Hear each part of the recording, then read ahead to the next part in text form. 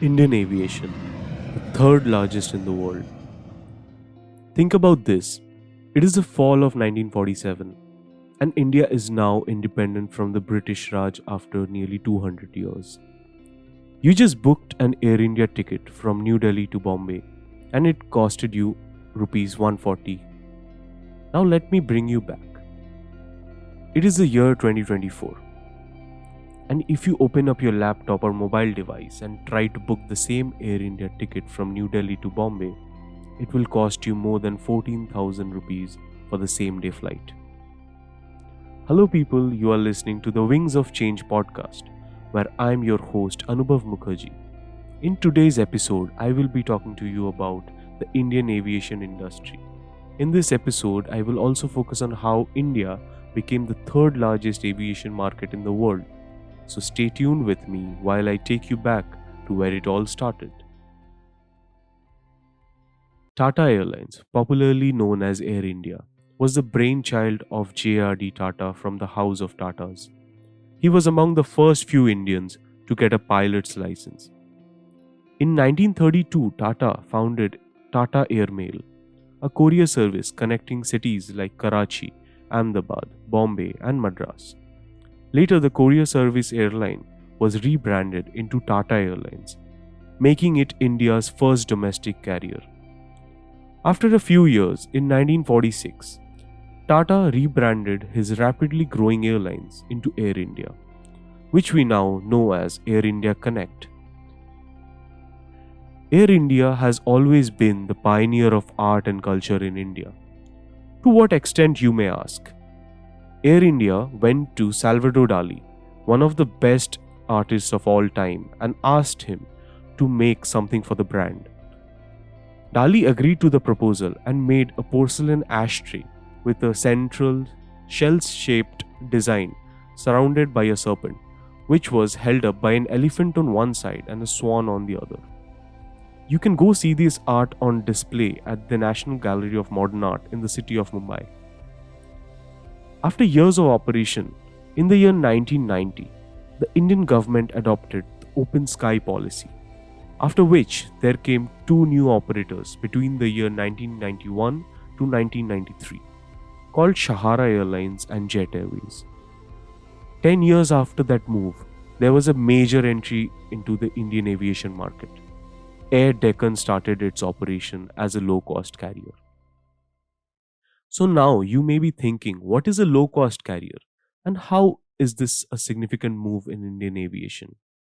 The low-cost carrier is an airline operating style which makes the airlines not offer traditional services like inclusion of food, higher luggage carrying capacity, airport lounge services, business class, etc. So this move by Air Deccan laid out a path for future players to enter the market. Operators like Go Air, SpiceJet, and Indigo started their operations all as low-cost carriers. A full-service carrier is just the opposite of a low-cost carrier, offering you the full package. It will reflect on your ticket price though.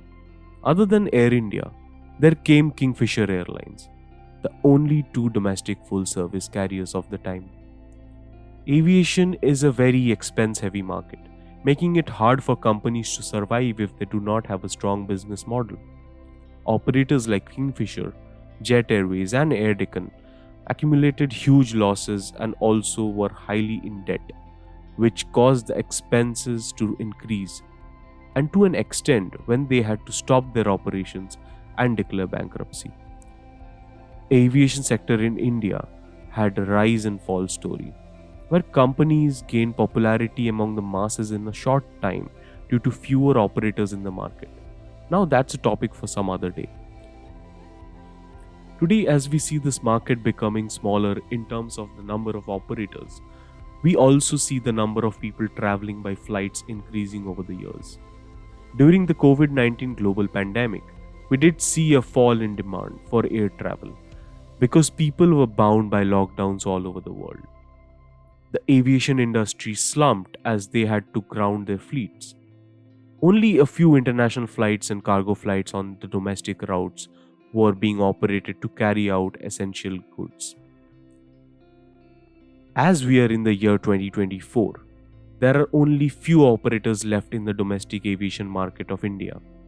Indigo has the biggest market share among all its peers in the sector, hence dominating the market.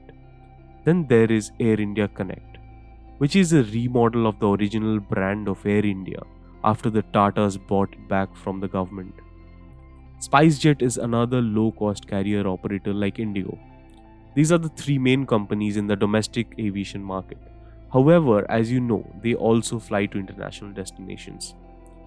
Indigo has almost 60% of the market share of Indian Sky, whereas its competitors like Air India of the Tata Group have a combined share of around 26%.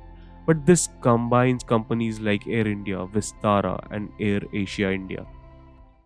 Even though India is the third largest aviation market, ticket prices are rising because of increasing demand. A ticket from London to Rome will make up around rupees 3000, whereas almost the same distance, Mumbai to Delhi, you will spend around 6000 even if you book the flight months in advance. This is a situation that India is in right now, as demand for air travel is rising, fueling the growth of the sector in the country. But the only shortfall for the sector is the excessive high demands with the lack of infrastructure. Experts estimate that things will get better in India, as India itself is estimated to grow substantially over the coming years. But the road ahead of the aviation industry seems to be rough. That's the topic for the next episode. So, this is Anubhav Mukherjee, and you are listening to the Wings of Change podcast. Thank you for tuning in.